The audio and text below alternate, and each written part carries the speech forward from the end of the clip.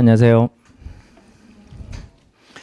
자, 우리가 이제 기본적으로 우리가 동차 합격을 위해 가지고 지금 세법학 관점에서 어떻게 공부할 것이냐 큰 틀만 잠깐 한번 보도록 합시다. 길게 설명드린 거는 이미 학원 우리 홈페이지에 제가 이제 며칠 전에 설명한 내용이 있거든요. 거기를 보시면 구체적으로 쭉 설명이 나올 거예요. 그래서 그걸 들어서 보시고 오늘은 뭐 수업 진도를 나가야 되니까 짧게만 흐름을 한번 설명을 드릴게요. 자, 동차 합격을 위해 가지고는 일단 세법학이 옛날 문제와 시험 문제 스타일이 완전히 바뀌었어요. 그래서 단순 사례형이 많이 나옵니다. 판례 나와요. 나오는데 한두 문제밖에 안 나와. 그래서 너무 판례 집중은 할 필요가 없습니다. 판례는 제가 수업 시간에 설명을 드리는 것만 보세요. 그것만 해도 충분하니까 설명 드리는 것만 보시고 일단 법령에 대한 이해를 하셔야 됩니다. 그리고 그 법령과 연계되어 있는 사례를 제가 수업 시간에 설명을 드릴 거예요. 그래서 그 사례 이해까지 해가지고 여러분들이 요 사례가 현실에서 이렇게 구성하는 거구나. 그 다음에 이런 것들을 물음으로 물어볼 수 있겠구나 라는 생각을 해보셔야 돼요. 그래야 세법학 실력이 늘어나요. 그냥 우리가 세무회계나 객관식처럼 내가 맞고 틀리고는 찍어서 맞으면 맞추는 거고, 그죠? 틀리면 틀리는 거고, 이런 개념이 아니야. 세법학은 이게 왜 이렇게 됐는지를 우리가 이야기할 수가 있어야 됩니다. 그래서 그렇게 해야 세법학 실력이 좀 빠르게 상승할 수 있고요. 결국 동차 합격을 위해 가지고는 선택과 좀 집중을 해야 됩니다. 다 못합니다. 정말 많이 버리세요. 거의 우리 교재에 있는 내용들, 우리 세법학이 그 스터디 가이드가 이제 요약서거든요. 요약서인데도 여기서도 거의 여러분들은 한 30% 가까이는 버려야 됩니다. 그래야 시험장 가서 아는 문제는 좀 제대로 쓰고 나온다라고 생각을 하실 수가 있어요. 자, 그게 아니라 나 공부를 뭐 다 해야 되겠다라고 생각하시는 분들은 이 수업을 듣지 마시고 오히려 그 위에만 해놓은 거 있거든요. 우리 기본서 가지고 강의하는 거 있어요. 차라리 그걸 들으세요. 그거는 이거보다 훨씬 더 자세하게 설명합니다. 아시겠죠? 그랬더니 또 스터디 가이드 가지고 지금 한참 많이 듣고 있는 스터디 가이드 특강을 들으신 분들이 있어. 그거 들으면 이해 못해요, 여러분들. 그거는 최소한 세법학을 한두 번 이상 본 사람들이 빠른 속도로 정리하기 위한 과정이야. 오히려 있잖아. 범위는 이거보다 훨씬 더 넓게 설명해. 그게 우리 동차반보다 설명은 넓게 하는데 그건 속도가 워낙 빨라요. 이미 안다고 전제라고 설명을 드리기 때문에. 그래서 난 그래도 그거 듣고 이해가 어떻게 안 될까요? 생각하고 그걸 들으시는 분들이 있는데 그건 전혀 이해가 안 됩니다. 아시겠죠? 그래서 동차 수업으로서는 어쩔 수 없이 이 강의를 들어서 이해를 하시거나 처음부터 끝까지 그냥 넓게 가시겠다라고 생각하시면 기본서 가지고 이미 동영상 올려져 있으니까 그걸로 들으시면 돼요. 근데 이제 순수 동차 합격을 하려고 하면 말 그대로 선택과 집중을 해서 우리도 이제 그 내용 중에 우리 교재 내용 중에 한 30% 정도는 버릴 겁니다.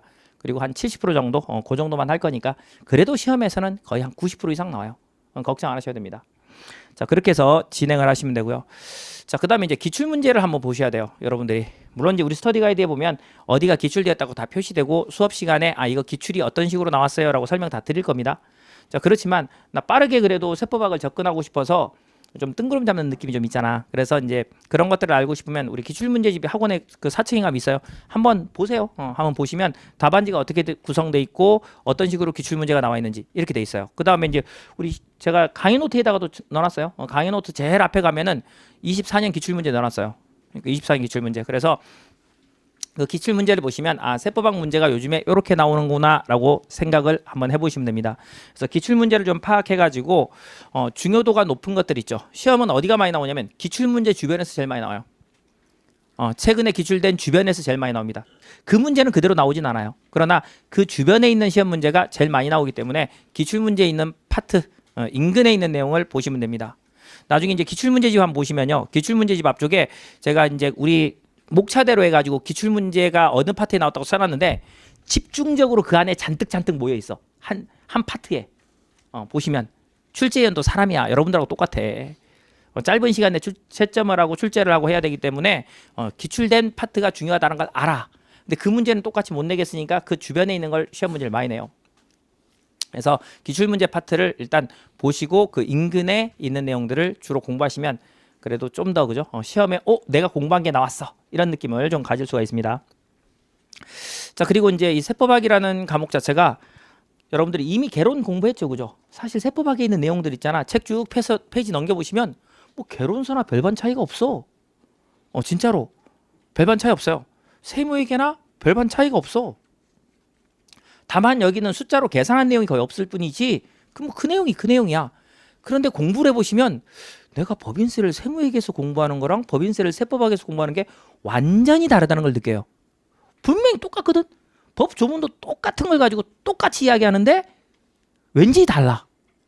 그리고 희한하게 세무회계에서는 계산 문제를 내면 어때요? 잘 풀어. 공부가 좀 되면. 그 세무회계 계산 문제보다 훨씬 문제를 쉽게 내가지고 계산 문제로 세법학에서 내잖아. 반 이상이 다 틀려. 희한하다. 여러분들의 모습이. 그러니까 우리는 세법학이라는 관점이 계산 문제보다는 서술형 거의 한 95% 이상 서술형 문제가 나오거든요. 쓰시오, 논하시오, 서술하시오. 이런 식이 나오다 보니까 이게 계산 문제로 나왔을 때 뭔가 새로운 딴 세상이 있나 싶어가지고 복잡하게 생각해서 틀리는 분들이 의외로 많아요.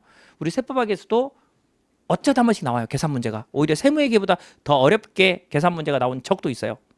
심지어. 그래서 여러분들이 이제 세무회계 문제 풀면서도 이게 세법학 관점에서도 시험에 나올 수 있겠구나라는 생각을 아시겠죠? 좀 하시면서 공부를 할 필요가 있습니다. 그러니까 또 실제 시험장에서는 계산기 들고 들어가잖아요, 그죠? 우리가 회계학 1, 2부 풀어야 되니까 세무회계 회계학 2교시까지 하고 나서 세법학 1교시 할 때까지는 계산기 집어넣으면 안 돼요. 올해도 충분히 계산 문제 나올 수 있어요. 막상 문제지를 받았는데 안 나왔어? 그럼 계산기 밑에 내려놓고 그죠? 문제 푸시면 되니까 계산기 우리 세법학 때까지는 들고 있어야 됩니다. 세법학 2부에서 나올 일이 거의 없어. 근데 1부에서는 충분히 나올 수 있어요. 충분히 출제가 가능합니다. 자, 그래서 이제 한번 보시고 그 다음에 이제 세법학이라는 게 워낙 생소한 측면이라는 걸 지금 이야기 드리고 있는 건데 그러다 보니까 예습하기는 현실적으로 어려워요.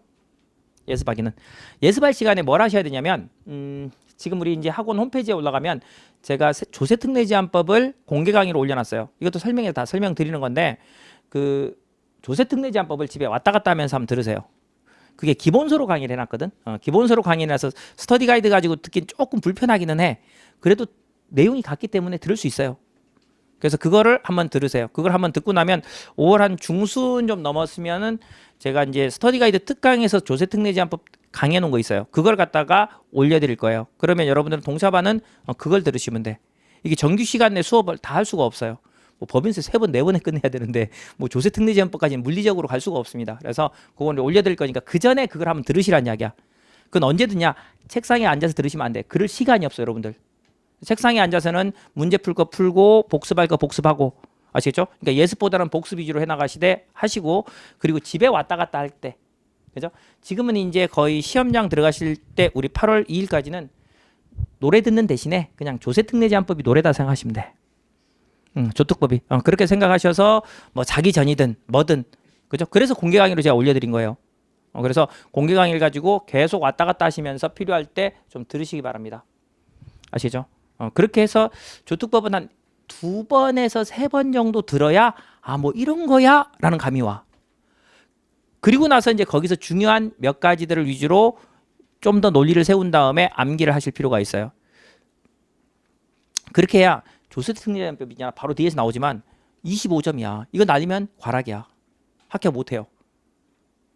그래서 조세특례제한법은 천천히 할 겁니다. 그럴 시간 없어 지금. 천천히 할 시간이. 아시겠죠? 당장 이번 주는 기본적인 거 지금 체계 세우고 뭐 지금 계획 세우고 이런 것들을 할 거니까 한 다음에 다음 주부터는 당장 집에 왔다 갔다 하시면서 있죠. 진짜 음악 대신에 조세특례제한법을 한 2번에서 3번 정도 아시겠죠? 들으세요. 그렇게 하셔야 여러분들이 조세특례제한법 이거를 가지고 한 15점 이상 확보를 해 주셔야 됩니다. 그래야 여러분들 동차로 붙는데 좀 더 유리해져요. 아시죠? 문제가 그렇게 어렵게 안 나오거든. 조세특례제한법이. 알면 쓰고 모르면 못 씁니다. 그 정도로 갭이 커요. 그래서 일단 기본적으로 예습보다 복습을 위주로 하시되 예습 시간에 책상에 앉을 때 말고 집에 왔다 갔다 하시면서 뭐해라 조세특례제한법 아시겠죠? 공개 강의로 올려놨으니까 꼭 들어주시기 바래요. 자 그리고 이제 스터디 가이드 가지고 강의를 하는 이유가 사실은 이제 다독을 하자는 목적이에요. 세법학 보통 보면 이제 여러분들이 뭐 유튜브든 등등등등 이야기하면 뭐라 그래요? 세법학은 암기하는 과목이 아니다. 뭐 이해를 해야 된다. 이해를 해서 답안지를 써야 된다고 해요. 맞아요. 근데 반은 맞고 반은 틀렸어. 우리는 이해만 해가지고는 절대 답안지를 못 써요. 이해를 해서 다독을 한 다음에 결국은 암기해야 돼. 아는 것과 쓰는 게 전혀 다른 시험 우리 과목이 세법학이에요.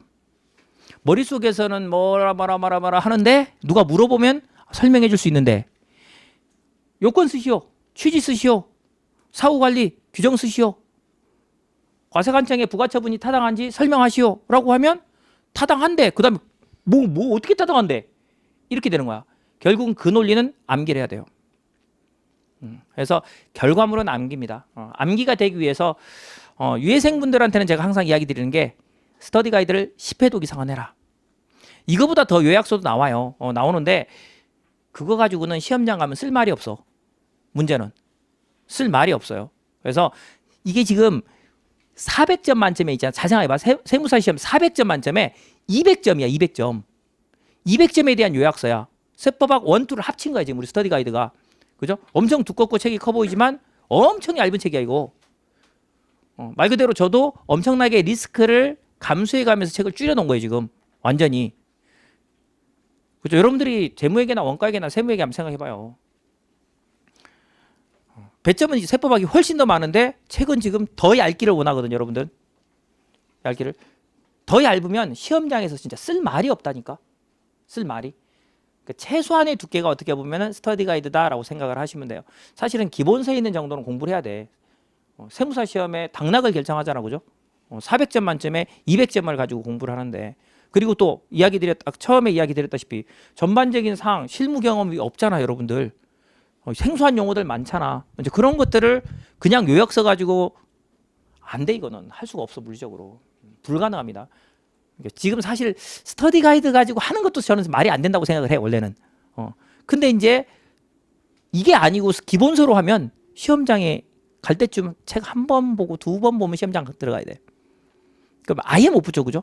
근데 그나마 강사로서 여러분들한테 이해시킬 만큼 설명해주고 나면 요거 가지고 여러분들이 시험장 갈 때까지 한 5회독은 하니까 한 5번 정도는 볼 수 있으니까 그러면 시험장 가서 좀 어느 정도는 쓸 수 있으니까 라는 부분 때문에 지금 스터디 가이드로 여러분들한테 설명을 드리는 거거든요. 그래서 이거보다 더 요약해서 보기에는 아직까지는 여러분의 실력으로는 불가능하다라고 생각을 하셔야 됩니다. 이거보다 더 요약한 책들은 결국 뭐가 돼야 돼? 여러분들이 충분히 공부를 해놓은 상태에서 거의 목차 정리하는 수준으로 볼 때 그때는 괜찮아요. 그때는 좋아요. 더 요약서도. 근데 그게 아닌 상태에서는 최소한 스터디 가이드 정도 이상의 두께 책은 보시는 게 여러분들이 시험에 합격할 수 있다고 생각을 하시면 됩니다. 자, 그래서 좀 뭐 줄이는 건 제가 해드릴 거예요. 아시겠죠? 이건 좀 스킵하고 가자. 가능성은 있는데 좀 여러분들이 공부를 이게 동차반 수업 듣는 분들 중에 3차생 이상 분들도 사실 있거든. 그런 분들은 좀 할 필요가 있고 그냥 순수 동차하신 분들은 이건 스킵하세요라고 중간중간 제가 설명을 드릴 겁니다. 그렇게 해서 따라오시면 되고요. 자, 우리가 이제 세법학 1, 2부를 다 해야 돼요. 세법학 1, 2부를 다 해야 되는데 세법학 1부 같은 경우는 지금 우리 4가지 세목이 지금 그죠? 20점씩, 30점씩, 20점씩 해서 90분으로 돼요. 자, 근데 몇 점짜리예요? 100점이죠, 100점. 100점짜리가 지금 몇 분이죠? 90분. 100점짜리가 90분이에요. 그죠? 1분을 1점 베이스로 넘어가면 어떻게 돼요? 마지막 문제는 20점짜리 남았는데 시간은 10분밖에 안 남죠. 맞잖아. 100분짜리 문제를 90분 만에 푸니까. 그러면 거의 과락이에요. 마지막 문제는 우리 답안지를 갖다가 한 페이지를 쓴다고 했을 때 한 10점 정도 보거든. 내용을 채운 걸로. 뭐 한 줄씩 띄운 거 빼고 띄운 것까지 다 하면 뭐 한 페이지 반 좀 돼야 되겠죠. 그죠? 자, 그렇게 되면 내용을 쓴 걸로 충분하게 채운 내용을 기준으로 해서 한 페이지 기준으로 10점짜리라고 답안지를 생각해 봅시다. 자, 그거를 쓰는데 결국은 한 페이지 쓰는데 한 10분은 걸리거든. 그러면 마지막 문제는 어떻게 돼요? 시간 부족으로 그죠? 쓰다가 나오죠. 쓰다가 나요. 지금 우리 홈페이지에 올려지는 설명에 대한 뒷부분에 가서 보시면 채점자가 실제 출제위원이 채점해가지고 채점평 제가 올려놓은 거 있거든. 그게 한번 보세요. 그러면 거기도 그렇게 써놨어. 채점자 왈. 아니 문제 배점은 4.5점밖에 안 되는데 답안지를 뭐 이렇게 많이 썼냐? 이 문제는 네가 아무리 많이 써도 4점짜리는 4점이다. 만점이. 너한테 4점을 주겠다는 게 아니야. 만점이 4점이라고. 그 이야기 몇 점밖에 안 준다. 2, 3점도 안 준다는 이야기야. 아무리 많이 써도. 그럼 미친 짓을 하면 안 되지. 그죠? 그러니까 앞쪽에 아는 내용이 많이 나왔다고 해서 많이 쓸 필요가 없다는 거야. 배점 크기에 맞는 답안지를 써야 된다고. 그러니까 5점짜리 배점이면 몇 페이지 쓰고? 한 반 페이지. 그죠? 3점짜리면 한 3-4줄 쓰는 거예요. 3-4줄. 아무리 내가 그 내용에 대해서 아는 게 많아도. 그렇게 해서 시간 배분을 잘 해주셔야 100점짜리를 90분 안에 쓸 수가 있어요. 근데 90분 딱 맞추면 어떻게 돼요? 뭐 대부분은 괜찮아. 한 1000명 중에 999명은 괜찮아. 한두 명씩 빵점 나와. 빵점. 작년에도 있었어. 매년 나와요. 왜? 수험번호 누락 또는 내용에다가 뭐 엉뚱한 거 뭐 표시 그런 거 다 컨닝으로 간주하거든. 그래서 빵점. 내용 백날 잘 쓰면 뭐하냐고. 떨어지는데. 그러면 100점짜리를 90분 기준으로 문제를 가지고 풀고 나면 한 3-4분은 남아야 돼. 남아서 뭐 해야 돼요? 수업 뭐 제자리에 써놨는지 쓰다가 뭐 내 나름대로 끌적끌적 안 해놨는지 막 이것저것 생각한다고. 그죠? 예를 들어서 뭐 정병창 화이팅 써놨어. 교수님 감사합니다 써놨어. 어떻게 돼? 그건 뭐야? 컨닝으로 봐요. 왜? 채점자한테 그 사람을 표시한 걸로 이해하거든. 아시겠죠? 빵점 매년 나와. 매년. 제가 이 말을 엄청 많이 하거든. 근데 매년 나와. 안타까워 죽겠어. 아무리 잘 쓰면 뭐하냐고. 한 과목 빵점인데. 과목 자체가 빵점이에요. 채점 안 해버린다니까 아예. 찾아서 해주지 않아. 우린 700명만 맞추면 되기 때문에 이건 합격을 시키는 시험이 아니야. 떨어뜨리기 위한 시험이야 이거 지금. 그죠? 아무리 시험이 어려워도 아무리 시험이 쉬워도 우리는 700명만 맞추면 된단 말이야. 그러니까 부정행위로 간주할 수 있는 어떤 행위를 했을 때는 또는 잘못 쓸 때 그죠? 수험번호랑 뭐 이름을 바꿔 썼거나 예를 들면 여러 가지 상황들이 보니까 생기더라고. 그 다음에 저기 뭐죠? 그 연습지라고 있어. 답안지 보면은 첫 페이지 거기다가 이제 아까 얘기했던 그죠? 그런 나름대로 자기만의 뭐 어떤 뭐 명언 이런 거 써놓거나 다 빵점이야. 다 빵점 그런 것들. 이제 그런 것들을 내가 했는지 안 했는지 파악할 수 있었단 말이에요. 그러려면 최소한 한 3-4분 있어야 그죠? 확인할 거 아니야. 그 다음에 쓰다가 갑작스럽게 뒷부분이 생각이 안 나서 다른 문제 풀다가 생각나면 돌아와야 되겠다고 한 것들이 있어. 마무리 쳐줘야지. 이런 것들. 이런 것들을 하기 위한 시간이 한 3분 정도는 필요하단 말이에요. 그죠? 그러면 한 90분짜리니까 얼마 한 87분, 86분 안에 끝내야 그죠? 페이지 넘기면서 확인 한번 해볼 수 있어. 그런 시간까지 필요하니까 20점짜리를 20분 내 문제 풀면 큰일 나는 거야. 그죠? 끝장나는 겁니다. 이야기를 왜 하냐? 세법학 1부 때문에 그래. 세법학 1부는 시간이 부족하는 경우들이 많아요. 실제. 나중에 모의고사 쳐봐도 알 거야. 세법학 1부는 알아도 시간이 부족합니다. 알아도. 줄여 쓰는데 시간이 많이 걸리기 때문에. 몰라도 사례를 해석해야 되는데 시간이 걸려요. 자, 그래서 세법학 1부 같은 경우는 특히 시간에 주의하자. 그러니까 스탑워치 가지고 여러분들 객관식 문제 풀 때 그죠? 해봤죠? 그것 하듯이 세법학에서 1부는 그렇게 스탑워치 정해놓고 20점짜리는 한번 봅시다. 20점짜리 문제들 있죠. 한 2페이지에서 2페이지 반 정도 답안지 쓴다고 하면 18분 안에 끊어야 돼 이거. 그죠? 마찬가지야. 지금 20점짜리 배점이 국세기본법 있죠. 그죠? 그 다음에 상속증여세법 20점짜리 배점이란 말이야. 그 다음에 세법학 2부에 보면 20점짜리 배점이 두 가지 있죠. 이거. 그죠? 얘네들. 한 2페이지에서 2페이지 반 정도 쓰게 되고 20점짜리면 한 18분 이내에 답안지 다 끊어줘야 돼요. 마감까지 치하는 이야기. 그 문제에 대해서. 마감까지. 그렇게 쳐줘야 여러분들한테 마지막 확인할 수 있는 시간이 나오게 됩니다. 아시겠죠? 그리고 여기서 이제 2페이지, 2페이지 반 이렇게 써놨는데 20점짜리, 10점짜리가 한 배점이잖아. 그 10점짜리가 한 답안지 한 페이지란 말이야. 그러면 그 공간 뭐 한 줄씩 문제마다 그죠? 띄워서 쓰는 그래도 좀 답안지가 잘 디자인돼 있어요. 이런 느낌의 답안지를 써줘야 되거든. 그러다 보니까 한 칸, 두 칸 이렇게 띄우다 보면 한 페이지가 아니라 10점짜리가 한 페이지 좀 넘어 사실은 써보면. 근데 글씨 크기 따라도 다르다. 글씨가 여러분들 크게 쓰시는 분들 있고 글씨를 작게 쓰시는 분들이 있잖아요. 이게 이렇게 해서 페이지 지금 이야기 드린 거는 평균 글씨 기준으로 10점짜리가 한 페이지야. 그러니까 글씨를 깨알같이 쓰시는 분들은 한 페이지가 안 돼도 그죠? 10점짜리 배점이 커버가 채워줄 수 있어. 근데 글씨가 큰 분들 같은 경우는 한 페이지까지 어린 반 푸는 시도 없어 그죠? 한 페이지 반 이상 써야 글씨 작은 글씨들 한 페이지 안 되는 수준이 된단 말이야. 그래서 평균적인 일반적인 글씨 수준으로 해서 한 그죠? 내용을 다 채운 답안지 기준으로 해서 한 10점짜리가 한 페이지다. 이렇게 이해를 하시면 돼요. 아시겠죠? 그래서 20점짜리면 한 2페이지에서 2페이지 반 정도는 써야 20점짜리 한 문제가 구성이 된다. 아시겠죠? 그리고 펜을 쓰실 때는 조금 더 두꺼운 펜으로 쓰세요. 잘 나가는 좀 두꺼운 펜이죠. 그런 걸로 연습을 좀 해보실 필요가 있어요. 이게 채점자 관점으로 생각을 해봐야 돼. 바로 이제 뒤에서 나오겠지만 이게 내가 쓰는 그 공부한 사람들 위주로 생각하시면 절대 안 돼요. 이걸 내가 채점자라고 생각했을 때 이거 몇 점 줄까? 그리고 내 답안지만 보는 게 아니라 지금 수천 명의 답안지를 쳐다보기 때문에 상대적으로 이게 비교가 되거든. 답안지가 어떻게 됐어요? 잘 디자인돼 있고 좀 꽉 차 보이는 답안지가 점수가 잘 받을 수밖에 없어. 그래서 펜을 약간 두꺼운 걸 그죠? 쓰세요. 아시죠? 그게 훨씬 더 중요해요. 잘 나가는 두꺼운 펜 아시죠? 그런 것들을 골라서 한번 써보시기 바랍니다. 자, 그리고 이제 배점이 보시면 소득세, 법인세 같은 경우는 30분짜리죠, 그죠?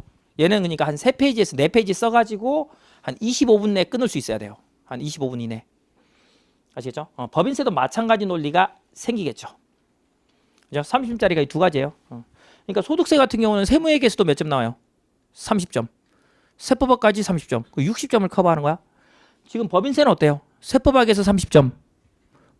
세무회계에서 50점이죠. 50점. 그죠? 50점. 무려 80점이 나오는 거야. 내용 똑같은 내용이야. 똑같은 내용. 그러니까 세법학 공부하면서도 세무회계 측면이 한 번씩 생각이 나줘야 되고 세무회계 측면을 공부하면서도 세법학 측면이 좀 더 한 번씩 생각날 수 있게끔 그렇게 리뷰를 좀 해가면서 공부를 하시면 훨씬 더 시너지 효과가 발생합니다. 자, 부가가치세 한번 보세요. 몇 점이에요? 개별 배점으로는 제일 크죠, 그죠? 부가세 35점입니다, 그죠? 그러니까 답안지를 거의 한 4페이지 정도 수준, 요 정도는 써야 된다라고 생각을 하시면 됩니다. 이 부가가치세는 세법 개론이나 별반 차이가 없어요. 거의 개론 수준이야, 이거. 근데 이걸 이제 써낼 수 있어야지, 좀 논리적으로. 그 차이만 있고, 뭐 판례도 잘 안 나와. 판례도 잘 안 나오고 거의 기본적인 개론 수준의 문제입니다. 문제는 쉬운데 백지다 내놓고 재화의 공급의제 쓰시오. 30점. 그럼 한 3페이지에서 4페이지 써야 되는데 처음에 한 페이지 반은 잘 채워. 나머지는 쓸 말이 없어져. 그걸 세법학을 가지고 논리를 세우는 게 여러분들이 남은 시간에 공부를 좀 해야 되는 부분이에요. 자, 한 30분 정도 그죠? 그 정도 답안지 쓰면 충분할 겁니다. 자, 그리고 이제 남은 게 하나 있죠. 조세특례제한법이에요. 그죠? 당장 지금 동영상 강의로 올려져 있으니까 뭐 이번 주 아니면 다음 주 정도는 시작해야 되겠지. 다음 주 정도 한번 빠르게 집에 왔다 갔다 하면서 들으시고 자기 전에 한번 들으시고 그렇게 해두신 다음에 이제 나중에 동영상으로 다시 올라올 거예요. 우리 지금 반에 올라오는 그 특강 내용이 있어. 그거는 이제 3일 정도 해서 끝냈거든. 자, 그 내용을 가지고 정리를 하시면 돼요. 자, 요거는 이제 25점 배점이야. 배점이 커요, 그죠? 우리 100점 만점에 25점이니까 얘를 날리고는 거의 합격하는 게 불가능합니다. 우리가 백지를 내면 안 되기 때문에 무조건 답안지 내용은 채워야 되거든. 그렇게 생각하시면 25점짜리 배점으로 해서 한 2페이지 반에서 그죠? 3페이지 정도 답안지 쓴다라고 생각을 하시고 20분 내에 답안지를 끝내줘야 우리가 완성된 답안지를 만들어낼 수 있어요. 이렇게 되면 있잖아. 세법학 1부가 이렇게 4가지 세목. 이거 순서대로 안 써도 됩니다. 순서대로 안 써도 되고 국세기본법이 문제 1번이야 대부분. 그 다음에 얘가 문제 2번, 얘가 문제 3번, 얘가 문제 4번이야. 한 번씩 한 3, 4년 정도 전에 상속증여세법이 2번 문제로 나온 적도 있어. 그건 상관이 없어요. 근데 어떻게 하셔야 되냐면 문제는 있잖아. 1번 문제 풀고 나서 2번 문제 소득세를 딱 잡아봤는데 너무 어려워. 근데 그럴 일이 별로 없어. 소득세가 그럴 일이 별로 없는데 문제가 너무 어려워. 큰일 났어. 그럼 일단 스킵. 몇 번부터 가요? 3번부터. 그러니까 1번 풀고 3번 풀고 그 다음에 2번 풀고 4번 풀어도 돼. 순서 상관이 없어요. 아시죠? 문제 번호 앞에다가 문제 1번 문제 다 풀고 다음에 문제 2번 풀어야 되는데 그 다음에 그죠? 문제 2번 못 풀겠어. 문제 3번부터 푸는 거야. 그러니까 문제 3번 해놓고 쭉 가는 거야. 아시겠죠? 이렇게 하는 거는 상관이 없어요. 그래서 문제 번호의 순서는 상관이 없다. 답안지 쓸 때. 다만 문제 내에 있잖아. 물음 순서가 있거든. 문제 1번에서 물음 1, 물음 2, 물음 3, 물음 4. 문제 2번에서 물음 1, 물음 2, 물음 3, 물음 4. 이렇게 돼 있어. 물음 내 번호는 무조건 순서를 지키세요. 아시겠죠? 쌤, 국세기본법 문제를 푸는데요. 물음이 4개예요. 5점, 5점, 5점, 5점. 물음 1번 알겠는데 물음 2번 모르겠어요. 5점짜리니까 몇 줄 정도 비우면 돼? 한 5줄 정도 써야 되니까 위아래 한 칸씩 비운다고 생각하면 한 7줄 정도 비우면 되겠지. 무슨 말인지 아시겠죠? 그래서 한 7줄 정도 비우고 그 다음에 물음 3번, 물음 4번 이렇게 써나가라고. 그리고 이제 생각나면 물음 위로 돌아와서 빈 공간에 채우세요. 그래서 문제는 문제 1번 풀고 문제 4번 풀고 문제 2번 풀고 문제 3번 풀고 상관이 없어. 근데 물음 번호는 지키셔야 돼. 아시겠죠? 물음 번호는 지켜야 돼. 왜냐면 한 문제를 한 분 또는 두 분이 채점을 하거든요.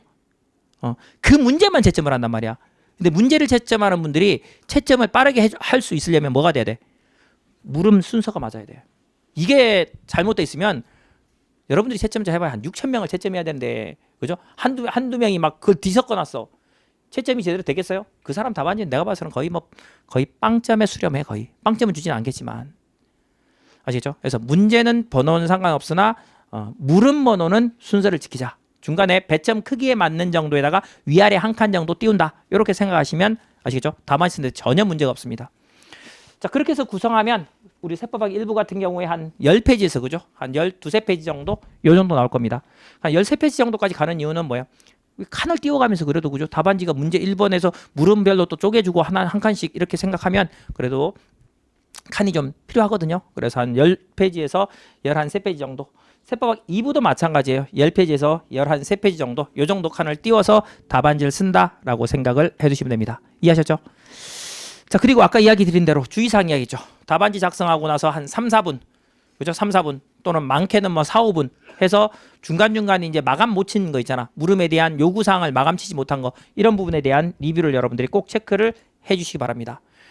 아시겠죠? 그리고 이제 우리가 동차반이기 때문에 전체 내용을 다 설명할 시간이 없어요. 그래서 한 7, 80% 정도만 설명을 할 거기 때문에 우리가 목표 점수 자체를 한 50점에서 한 60점 정도, 요 정도를 가지고 합격한다라고 생각하시면 됩니다. 이 정도면 뭐 퍼펙트하게 합격해요. 저 정도 점수면. 저 정도 솔직히 못 맞아요. 100점짜리인데요. 쌤, 장난치는 것도 아니고 50점, 60점, 5점 맞는다고요? 작년에 커트라인이 얼마인지 아세요? 40점 초반이야. 40점 초반. 커트라인이 4과목이 있잖아. 40점 과락이 없는 상태에서 40점 초반이었다고. 커트라인이. 그 이야기는 4과목 전부 면과만 했으면, 그죠? 진짜 운 안 좋은 애 빼고는 다 붙었어. 그 이야기는 면과만 하면 된다는 이야기야. 작년 기준으로. 근데 저기서 지금 50점에서 60점을 왜 써놨냐면, 작년 말고 재작년 한번 생각해보지. 재작년에 커트라인이 얼마인지 아세요? 59점대에서 59점대. 완전히, 그죠? 천당과지옥으로 왔다 갔다 하는 수준이잖아. 이게 뭐냐면 채점자의 채점 그 관점에 따라 달라. 소위 표현해서 칼체를 하는 분들 베이스로 가면은 점수가 진짜 40점 넘기면 합격이야. 후체를 해주시는 분들 베이스로 가면은 거의 60점에 육박을 해야 돼. 그러니까 우리는 안정적으로 우리 동차로 합격한다고 하면 한 50점 정도를 베이스로 두고 요거보다는 좀 더 맞으면 우리가 동차 입장에서 운 좋으면 합격. 무슨 말인지 아시겠죠? 아니면 어쩔 수 없어. 유예해야 돼. 이런 마인드를 가지고 공부를 하셔야지, 다 해서 난 무조건 합격하는 관점으로 할 겁니다. 그럼 불가능해. 이거는 3개월 만에 이 양이 할 수 있는 양이 아니에요. 세법만 가지고도 3개월 내에 끝내기가 쉽지 않아요. 그런데 합격한 사람 나와. 왜? 지금 우리가 수업하는 범위 내에서만 해도 시험 문제가 대부분 나오니까. 그죠? 그리고 약간 거기다 운이라는 그죠? 첨가물이 들어오면 그러면 붙어요. 근데 그 사람들의 무용담을 다 믿으면 안 돼. 근데 그분들은 붙은 건 맞아. 근데 운이 좋아서 붙은 거지. 그분들은 정상적인 시험 공부로는 그렇게 가지고 붙기는 힘듭니다. 그래서 그만큼 양이 좀 많다라는 부분은 일단 생각을 하고 가셔야 돼. 아시겠죠? 자, 그렇게 봐두시고 우리 이제 강의 내용으로 이제 보기 전에 우리 강의가 이렇게 진행될 거예요. 한 31회 정도 진행이 됩니다. 우리 내용이 더 많죠, 그죠? 그 20 몇 번 하기로 했지? 26번인가? 26번 정도 하기로 했는데 31번까지 가야 돼. 근데 한번 봐봐. 횟수 한번 봐봐. 아니, 여러분들 개론서 한번 공부한 거 생각해봐. 법인세 몇 번 했어요? 한 20번 할걸? 18번, 20번? 그걸 몇 번 안에 끝난다고? 5번 안에. 대박 아니에요, 그죠? 소득세 한 10번 하잖아, 최소. 3번. 세법학 1회. 뭐 이상해, 이게. 잘못돼 있어. 이건 말도 안 되는 거야. 근데 우리는 하긴 해. 하긴 합니다. 그래서 아까 이야기 드린 여러분들한테 양해를 구하는 게, 수업 듣다가 바로바로 모르는 건 질문하시면 되는데, 그게 아니고는 있잖아. 일단 네이버 박사하고 다음 박사를 한번 이용을 해서 용어에 대한 검색을 좀 해봐. 그리고도 모르겠으면 물으러 와. 아시겠죠? 그렇게 하실 필요가 좀 있습니다. 용어를 좀 알아야 세법학에 대한 이해가 좀 될 수 있으니까. 그렇게 해서 진행이 될 거고요. 이거 30일에도 있잖아. 요렇게 해서 30일에 하는데 조특법은 빼고야. 이거 이거 여기다가 이제 실제 우리가 하려면 있잖아. 유예반 때는 얘가 한 7번 해. 유예반. 요거 한 4번, 5번 정도 해. 얘 한 7번 정도 해. 그래도 많지는 않죠. 그죠? 우리가 세법 개론 공부에 비하면 이거 7번 해. 얘 6번에서 6반 정도 해. 부가세 한 6번. 이거 한 4번. 이거 한 5번. 이거 한 5번 이렇게 해. 그럼 거의 한 1.8배쯤 되죠. 그죠? 그 100 한 30강, 20강 돼. 강의 수가. 100 한 30강? 그 정도 됩니다. 그래야 겨우 끝나. 근데 그걸 그죠? 거의 1.8개짜리를 1개짜리로 줄여놨으니 얼마나 빠른 속도로 나가야 되는지 이해가 되실 거예요. 그래서 수업을 한번 빠져버리면 있잖아. 그냥 아웃이야. 그 다음에 못 들어와. 그래서 다음 시간 수업을 들어오려면 동영상은 그 복습 강의 주잖아. 그걸로 빨리 듣고 그리고 들어오셔야 돼. 그러니까 일단 빠지면 안 돼요. 빠지면 끝이야. 그 정도로 좀 타이트하게 진도가 나간다라고 생각을 좀 해두시면 됩니다. 아시겠죠? 그래서 이 조특법 강의는 올려드릴 거예요. 한 다음 주, 그 다음 주쯤에 제가 올려드릴 거니까 일단 공개 강의로 있는 걸 한번 들으세요. 그리고 난 다음에 보세요. 이거는 아시겠죠? 이건 좀 더 요약된 강의이기 때문에 아시죠? 최종적으로는 올려드린 강의로 보면 돼. 그렇지만 지금 공개 강의로 올려드린 게 집에 왔다 갔다 하면서 보시라고 편하게 보시라고 올려놨으니까 그거 한번 보시고 아시겠죠? 조특법은 다음 주 정도부터 시작을 좀 하시기 바라요. 자, 그리고 이제 우리 동차생 입장에서 우리 사례와 법령이 있어. 사례와 법령이 있는데 어느 것을 위주로 공부해야 됩니까? 이게 관건이거든요. 요거 우리 강의 노트 앞에 다 있어. 지금 설명드린 거 있잖아. 강의 노트 앞에 전부 다 있는 내용이에요. 자, 동차생은 거의 한 80% 이상을 법령 위주로 보세요. 쌤 공부해 보니까요. 다 뭐 판례가 중요하다고 하던데요. 그건 유예생 때. 유예생 때. 그때 하면 돼. 그때 하면 충분합니다. 지금은 판례가 중요하지 않아. 판례는 제가 그 설명을 드리는 판례만 해도 넘습니다. 아마 어느 강사보다도 판례 설명 많이 해줄 거야 아마. 양이 많아 지금 제가 설명드린 내용이. 그렇기 때문에 충분하거든요. 지금 설명드린 것만 해도 다 이해 못해도 돼. 사실 제가 봐서 한 60%만 이해해도 문제는 안 돼요. 오히려 그거보다 있잖아. 법령 베이스를 설명을 더 많이 들 거야. 그래서 한 법령의 베이스를 가지고 한 80% 정도 이해하시고 이걸 답안지 쓸 수 있어야 돼. 우리 시험 문제에 지금 거의 한 90%는 법령 쓰기야. 아시겠죠? 거의 단순 법령 쓰기가 거의 80-90% 나오기 때문에 법령 베이스로 아시겠죠? 그렇게 해서 공부를 좀 해두시면 되고요. 그래서 법령 이해를 갖다가 하시는데 결국 스터디 가이드로 한 5번 정도 이상은 봐야 암기가 됩니다. 한 번 보고 2번 본 다음에 쌤 나 잊어버렸는데요. 어떻게 해야 돼요? 다 그래. 누구나. 또 봐야지. 이렇게 해서 이제 반복을 해나가야 여러분들이 시험장 갈 때까지 최소 5번에서 10번 사이 정도. 요 정도는 봐야 써집니다. 써져요. 한 2-3번 3-4번 보고 나서 썼는데요. 다 뻥이야. 그럼 불가능해. 당장 보고 나서 바로 쓰라 그러면 그건 되겠지. 그럼 그게 아니기 때문에 우리는 많은 양을 공부해야 되고 세법만 할 거예요. 회계학 1, 2부. 그죠? 회계학 1, 2부도 해야 되잖아. 자, 그렇기 때문에 스터디 가이드 가지고 한 5번 이상 정도는 보고 8월 2일 날 시험장에 가겠다. 아시겠죠? 그렇게 생각을 해주시면 됩니다. 그리고 이제 사례 연습 한 20% 보면 되는데 여기서 이제 기본서 사례를 좀 봐야 돼요. 이제 기본서가 여러분들이 없잖아, 근데. 그죠? 기본서가 없어. 그래서 이제 그 프린트물로 나눠드릴 거야. 오늘 좀 받으셨죠, 그죠? 매 법마다 많지는 않아. 지금 그 법마다 지금 나눠드린 게 뭐냐면 제가 이제 칠판에서 설명드릴 케이스야. 설명드리는 케이스. 그 설명드리는 케이스에 대한 문제이기 때문에 우리 이게 또 강의 노트에 또 설명이 다 돼 있어요. 그래서 그거 같이 보기 위해서 기본서에 있는 연습 문제 중에 필요한 부분들 아시겠죠? 중요한 부분들을 나눠드린 거 그거 가지고 이제 정리를 하시면 됩니다. 일단 그걸 보면서 세법학 문제가 이렇게 나오는 거구나. 그 다음에 우리 강의 노트 제일 앞에나 또는 기출문제집 보시면 제일 앞에 이제 기출문제 있거든. 그래서 기출문제 어떻게 나오는지 리뷰를 해서 한 2-3번 정도 이렇게 보시면 됩니다. 그리고 이제 모의고사죠, 그죠? 여러분들이 모의고사를 쳐보시는데 뭐 유예 3순환 하실 분들은 3차생 이상 분들이야. 우리 생동차라고 생각하시는 분들은 이거 하시면 안 돼. 하지 마시고 할 거면 동차 GS 모의고사를 가지고 보시면 됩니다. 우리 동차반하고 동차 GS 모의고사 진도가 맞진 않아요. 근데 이제 우리 생소한 법들 있잖아. 지금 아까 지방세, 개별소비세, 조세특례제한법, 그 다음에 우리 상속증여세 이건 진도가 맞아요.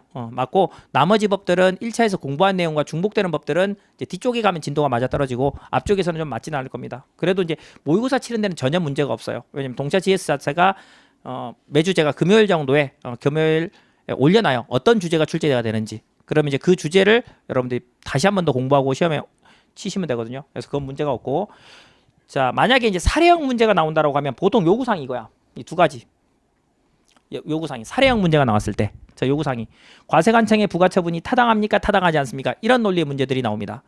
자 그러면 결론이 뭐예요? 객관식 문제 열심히 풀고 왔잖아. 5개 중에 그죠? 하나 찍는 것도 맞췄잖아. 그리고 합격한 거 아니에요 지금? 오지선다에도 맞춰가 이 자리에 앉아있잖아 지금 여러분들. 이거 이지선다야. 맞죠 그죠? 세법학 문제는 이지선다야. 근데 이게 답일 수도 있고 이게 답일 수도 있어. 시험 문제에 따라서. 아시겠죠? 확률은 50%야. 확률 50%. 다만 이 결론이 나오게 된 논거를 여러분들이 답안지 써야 돼. 타당하다고 논거를 썼으면 타당하다에 대한 논거를 쓸 수 있어야 되고, 그 다음에 타당하지 않다라고 하면 타당하지 않다에 대한 논거를 답안지로 제시할 수 있어야 됩니다. 이게 논거 자체가 이랬다 저랬다 해버리면 점수를 안 줘요. 그래서 여러분들이 내린 결론에 맞는 논거를 쓸 수 있는 연습을 하셔야 됩니다. 그리고 문제 물음에서 요구사항이 과세관청의 부가처분이 타당합니까? 라고 물어봤어. 그러면 답안지 결론은 뭐 해야 돼? 타당하다, 타당하지 않다. 이거 마감을 좀 쳐줘야 돼. 제가 이게 제 지인, 우리 세법학 시험 출제하는 옛날에 지인한테 직접 들은 이야기야. 야, 넌 세법학을 어떻게 가르쳤길래 왜 사람들이 마무리 친 애들이 없냐? 그런 이야기를 하더라고. 그게 무슨 이야기인지 물어봤더니 그 이야기야. 우리가 채점을 할 때 일단 결론을 보고 그 논거를 파악해야 되는데 결론이 없어. 결론을 못 찾겠대. 그래서 이걸 만들어 놨어. 그래서 아시죠? 그러니까 문제 물음이 나오면 있잖아. 그거에 대한 결론은 무조건 져줘야 돼. 이게 맞고 틀리든 상관이 없어. 뭐 출제했던 분은, 교수 같은 경우는 오히려 있잖아. 실제 나온 대법원 판례를 반대로 설명한 답안지 점수 잘 주는 분도 있어. 그 논거가 맞다면. 왜냐면 이 케이스들은 다 뭐냐면 과세관청과 납세자의 다툼 문제야. 그리고 서로 억울하니까 어디까지 가서? 대법원까지 가서 대법원 판사가 어느 쪽이 맞아라고 이야기해 준 거야. 그러니까 어느 양쪽이 틀린 게 아니야 사실은. 왜? 둘 다 억울해서 대법원까지 갔으니까. 그죠? 근데 판사가 봤을 때 어느 쪽이 좀 더 맞다고 해서 그거 결론을 내려준 거지. 과세관청의 부가처분이 타당해. 그럼 납세자는 완전히 X야? 그건 아니란 이야기야 세법학에서는. 그 케이스에서는 대법원 판결에 의해서 누구 말이 좀 더 맞을 뿐이야. 과세관청 말이. 근데 거기서 어떤 그죠? 그 내용 경험치 하나가 좀 바뀌면 어떻게 돼? 사실관계가 하나만 바뀌면 납세자 말이 맞을 수도 있다고. 그런 게 세법학이에요. 그런 게. 그래서 그 논거를 잘 설명하는 답안지들을 점수를 잘 주지 있잖아. 일방적으로 무조건 맞는 답안지가 점수를 잘 주지는 않아요. 근데 이제 대부분의 교수들은 그래도 결론을 알고 거기에 맞는 답안지를 쓰는 게 그죠? 좀 더 점수를 좋게는 받을 수 있습니다. 그다음에 이제 경정고지의 위법성. 위법하냐? 위법하지 않냐? 그러면 위법하냐 물어봤는 데다가 거기다 대놓고 타당해요. 이러면 안 되잖아. 그죠? 그러니까 위법성을 물어보면 적법하다 위법하다로 답을 해줘야 될 거 아니야. 그러니까 물음의 요구사항에 맞는 답안지로 그죠? 위법하다 적법하다 이렇게 결론을 좀 내려주시기 바랍니다. 이해하시겠죠? 이제 이게 우리 사례형 문제가 나오는 결론이고, 요 결론이 나오는 우리는 논거들을 어떻게 써야 될지를 이제 세법학 공부를 해가면서 배울 겁니다. 자, 그리고 이제 세법학 시험을 여러분들이 시험장에서 이제 가서 쳐야 되는데, 일단 약간 뜬구름 잡는 느낌이 많이 들어가지고 어려워요. 이게 세법학이 공부가 좀 되잖아. 재밌어 이거. 나중에 한번 수업 들어보시면 재밌다 이거. 진짜로 재밌는 세목이야. 재밌는 과목이에요. 그런데 이제 그게 재미를 얻을 때까지는 그만큼 그죠? 고통이 뒤따릅니다. 일단은 자신감을 가지세요. 여러분들이 공부한 내용에서 있잖아. 거의 한 8, 90%는 그대로 나옵니다. 실제 우리가 모의고사에 본 데서 그냥 물음 똑같아. 왜? 법령은 물음이 다를 수가 없잖아. 요건 쓰시오, 취지 쓰시오인데 뭐 똑같아. 그걸 이제 내가 답안지 써내느냐 없느냐 그 싸움이고, 결국 우리 8월 2일 날 시험장 갈 때까지 자신감을 가지고 공부를 하세요. 나 잘 모르겠는데요. 다 똑같아. 다 잘 몰라. 그죠? 다 모릅니다. 그런데 8월 2일만 잘 쓰면 돼. 그걸 하기 위한 연습을 하는 거예요. 그래서 모의고사 때 여러분들이 실전처럼 연습을 좀 할 필요가 있고요. 그 다음에 이제 시험장에서 이 시험장 갈 때까지의 사전 전략이 좀 필요해요. 아까 이야기했던 시간. 그죠? 세법학 1부는 시간이 은근히 부족해요. 시간. 마지막 문제 20점짜리인데 10분 남으면 큰일 나는 거야, 그거는. 그죠? 공부 잘못한 거죠. 이런 것들 너무 많이 한다고 해서 배점 5점짜리를 10분 투입하면 바보야 그거는. 차라리 모르는 게 나아서 그거는. 이제 그런 그 시험장에서 전략 잘 좀 세우시고요. 그다음 우리 세법학 시험은요. 우리 세 번째 여기 있다시피 이거 아니야 이거. 그죠? 몇 점만 맞으면 작년 기준으로 40점대 중반만 맞으면 합격이야. 재작년 기준은 60점을 맞았어야 돼. 결국 뭐죠? 내 점수에서 1점만 더 맞자. 1점만 더 맞자. 그 이야기는 종 땡땡 칠 때까지 그죠? 혹시 내가 마감 친 거 또는 저거 깜빡했네 라고 한 단어 키워드 끼워 넣을 거 이런 거 찾아내는 거야. 그거 하나가 1, 2점을 좌우해서 39점 맞고 평균은 넘었는데 한 과목 과락으로 떨어지느냐 아니면 40점을 맞아서 어차피 평균은 넘는단 말이야. 40점대 커트라인이면. 그래서 합격하느냐를 결정합니다. 1년 더 해야 되느냐 1년 더 하지 않느냐를 결정해요. 그래서 1점 더 맞자 전략으로 가셔야 돼. 아시죠? 그러니까 물귀신 작전 써서 끝까지 써내는 거야. 끝까지. 마지막까지. 그렇게 하시면 내년까지 안 하고 그죠? 올해 끝낼 수 있다는 이야기예요. 아시겠죠? 그렇게 해서 생각하시고 그 다음에 답안지를 쓰실 때 있잖아. 자 여기 써놨죠. 누구 입장으로 한번 생각해 보자고요. 출제자. 저 출제위원이 저걸 왜 냈을까? 저걸 내가 6,000명을 내가 앉아가지고 아침에 9시부터 저녁 6시까지 저 여러분들의 그죠 날아가는 글씨들을 갖다가 채점한다고 생각해봐. 고통이거든 그것도. 문제 푼 여러분들도 고통이지만 채점하는 분들도 고통이야. 이 세무사 2차 시험은 있잖아. 채점하기 싫어서 출제하러 안 들어가는 분들 많아요. 한 번 갔다 오고 나서 너무 힘들대. 힘들 수밖에 없지 저게. 힘들 수밖에 없어. 그럼 채점자의 고통을 생각해 보면 답안지를 좀 잘 디자인하는 게 좋겠구나. 잘 디자인하는 게 그래서 아까 제가 굵은 펜을 이야기하는 거예요. 출제위원들 눈이 좋겠어 별로 안 좋겠어? 잘 한번 생각해 봐. 안경 안 쓰면 안 보일 걸 그 인간들? 그죠? 깨알 같은 글씨로 써놔서 그죠? 앞쪽에서는 그래도 좀 채점 마음 잘 해주려고 보겠지. 뒤에 가면 저녁에 한 5시 6시 되면 어떻겠어. 빨리 집에 가고 싶고 그죠? 그래서 잘 보이는 글씨로 보이려면 내가 글씨 크기는 어쩔 수 없잖아. 쓰는 스타일이 있으니까. 다만 펜을 약간 두껍게 쓰면 답안지가 좀 차 보여. 실제 그래요. 실제 나중에 여러분들이 이제 뭐 동작 끝나고 나서 뭐 유해 이런 것들 공부할 때 뭐 스터디 해가지고 하거든. 그때 해보시면 다른 스터디 멤버들 그 채점 해본단 말이야. 해보면 무슨 말인지 바로 이해돼. 바로. 그때는 뭐 해봤자 10명 정도 거 채점하는데도 힘들고 짜증나거든. 근데 이분은 6,000명 걸 채점해야 돼. 6,000명 거를 한 사람이 한 문제를 들고 여러분들이 그 사람이라고 생각해 보라니까요. 어떨지. 그 입장에서 한번 생각해 보면 내가 답안지를 좀 시원시원하게 써줘야 되겠다. 그죠? 칸을 많이 띄고 하는 게 아니야. 빡빡하게 써야 돼. 그죠? 빡빡하게. 빡빡하게. 꽉 차 보이게. 잘 디자인되게.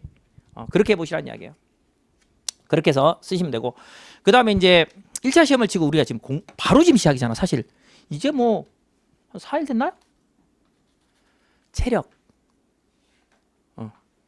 그죠? 진짜 육체적 체력도 정신적 체력도 있을 텐데 이 체력 문제가 여러분들한테 꽤 영향을 많이 미칩니다. 그래서 사실 뭐 비타민 먹는다고 얼마나 도움이 되는지 모르겠지만 홍삼 먹는다고 얼마나 도움이 되는지 모르겠지만 드세요. 왜? 그래도 정신 건강에서는 좋잖아. 육체 건강은 잘 모르겠어. 그래서 아침에 비타민 하나 먹고 나오고 뭐 한약이라도 그죠? 한 몫 먹고 나오면 왠지 그래도 오늘 힘이 날 것 같은 느낌이 살짝 들잖아. 그런 정신 상태라도 가지고 있어야 돼. 그래야 우리가 지금 채 3개월 그죠? 밖에 안 남는 기간 동안에 끝까지 갈 수 있어요. 안 그러고 지금 달리잖아. 그러면 지금 여기는 뭐 지금 현재는 1차 시험을 그래도 합격했다고 생각해서 달리기 때문에 한 달여는 괜찮아요. 한 달여는. 그러니까 지금 5월, 6월 초순 딱 넘어서 봐. 여기 저 뒷라인은 전멸이야.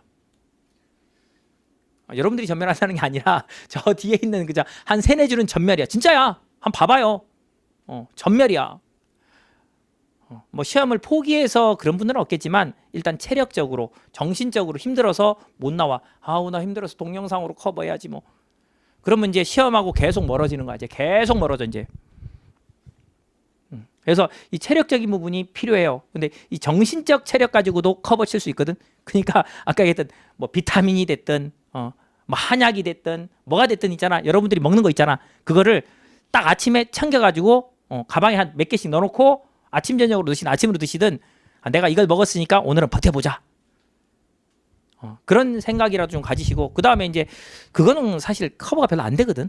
솔직히 별로 안 되는데 정신적으로 그렇고 육체적으로 뭐요? 좀 걸으세요. 뭐 달리기 하고 막 헬스장 가서 우리 저기 바로 헬스 기구 있잖아 뒤에 그죠? 막 그런 거 하는 건 나쁘지 않은데 운동했던 사람이 해야 되는 거고 안 했던 사람이 하면 큰일 나고 그거는 큰일 나고 좀 걸으세요. 담은 한 2, 30분이라도. 그러니까 그 2, 30분 걸을 때 있잖아. 조특법 들으면 되잖아. 얼마나 좋아 그죠?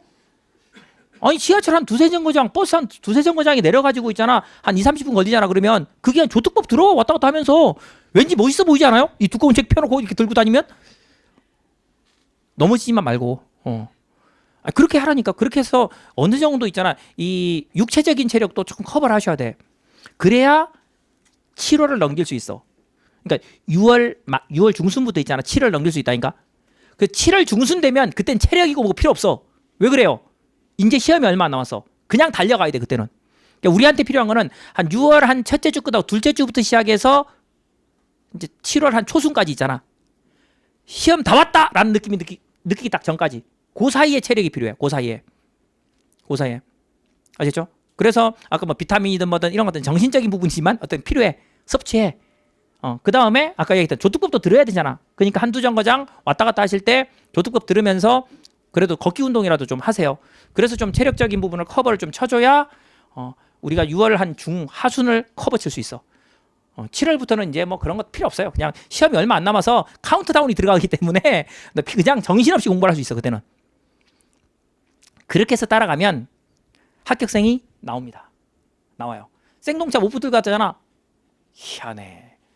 전 도저히 이해를 못 하겠어. 못 붙거든 그런 친구들. 근데 합격해서 나와. 몇십 명씩 나와요. 그렇게 되는 분들이. 희한하게 이게 우리 시험의 문제야. 진짜로 문제라니까. 한 법당 한 문제밖에 안 나오기 때문에 이런 상황이 생기는 거야. 한 법당 한 문제밖에 안 나오기 때문에. 한 법당 있잖아. 두 문제에서 세 문제 이상이 나오면 그런 분들 합격 못해. 근데 붙어. 희한하게 합격해서 오거든요. 매년 찾아와. 11월 달에. 어떻게 붙었지? 물어봐. 그러면 뭐라는지 알아요? 그 친구가 저한테 그래. 선생님 저도 잘 모르겠어요. 진짜야. 다 그래 다. 매년 그래. 저도 잘 모르겠어요. 야 너 이거 어떻게 썼어? 이야기해 줄 거 아니야. 도저히 붙을 수 없는 답안지야. 근데 붙었어. 그리고 이제 이렇게 이제 이제 첫 시간 수업하고 나면 질문하러 오잖아. 질문의 수준을 보면 저 친구가 붙을 때 솔직히 알아. 근데 붙었어. 그러니까 완전 진짜 로또 같은 운이 된 거지. 그래서 그분들은 이게 우리 시험에 약간 미스야 사실은. 그렇게 되면 안 돼. 근데 그건 중요하지 않아요. 그렇죠? 붙어서 라이센스를 따느냐 안 따느냐 이게 제일 중요합니다. 일단 붙어. 무조건. 수단과 방법을 가리지 말고 일단 붙어. 그러니까 지금 여러분들이 동차라고 해서 대부분 떨어지는데 뭐 공부를 막 선택과 집중을 해가지고 공부할 필요가 있습니까? 라고 생각하는데 그렇지 않아요. 여러분들이 유예한다고 해서 있잖아. 1년 더 한다고 했을 때 내년에 붙는다는 확신이 있잖아. 그러면은 안 해도 되지만 그럴 확률은 많지 않아요. 오히려 지금이 더 합격할 확률이 높다고 생각할 수도 있어요. 그러니까 그런 그죠 천운이 있는 그런 분들이 있기 때문에 꽤 있기 때문에 한두 명이 아니기 때문에 그래서 지금 기회를 놓치기에는 너무나 그죠 우리 시험이 1년에 한 번밖에 안 치기 때문에 아까운 타이밍이에요. 그래서 수업 들으시면서 와 아침에 그죠 우리가 월요일부터 시작해가지고 토요일까지 수업 듣고 나면은 이건 뭐 일요일날 모의고사 치고 나면 이건 뭐 쉬는 날도 없고 죽을 것 같은데요. 괜찮아 안 죽어 3개월 동안은 3개월 동안 안 죽는다니까. 그리고 나서 한 3주 정도 푹 쉬어봐. 그러고 나면 또 할 일이 없어. 책 핀다? 할 일이 없어. 지금 잠깐 고통스러울 뿐이에요. 근데 이 시점을 잘 넘기고 나잖아. 그러면 1년 더 안 할 수도 있어요. 그 전에 빨리 합격할 수도 있습니다. 정말 여러분들한테 소중한 시간이고 정말 중요한 기회예요. 그래서 이 기회 때 나는 그냥 올해 포기하고 내년을 위해서 공부하겠습니다. 절대 그런 생각하지 마시고 일단 무조건 닥쳐보고 합격하겠다라고 생각하고 가보세요. 그리고 그렇게 하려면 있잖아. 욕심 많이 부리지 마요. 선택과 집중 이야기했죠. 줄여. 과감하게 쳐. 책 절반 찢어 버려버리겠다고 생각하고. 세법책은 그래도 돼. 왜? 내년에 새로 사면 되니까. 매년 개정이 되니까. 진짜로 뜯어버려. 세무회계 책 있잖아. 절반 뜯어가지고 뒤에 다 버려버려. 그래야 그 뒤쪽 파트 공부 안 한 거 수업 안 들어도 되거든. 어차피 시험장에서 그 문제는 안 풀어도 나머지 문제 잘 풀면 합격하거든. 그런 정도의 좀 가감성을 가지고 하셔야 동차에서 붙을 수 있습니다. 그러니까 하이 리스크 하이 리턴이야. 아시겠죠? 그렇게 해서 준비를 좀 하시기 바래요.